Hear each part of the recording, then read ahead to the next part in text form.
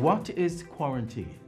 Quarantine separates and restricts the movement of people who were exposed to a contagious disease, in this case, COVID-19, to see if they become sick. Quarantine should last 14 days.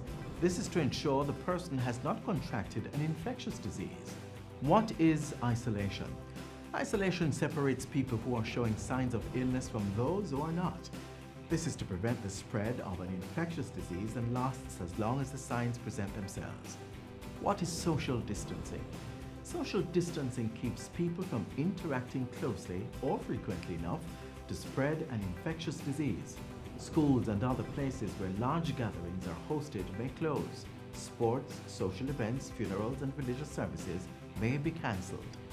Persons must maintain at least 1 meter, a 3 feet distance between themselves and anyone else, especially if they are coughing or sneezing.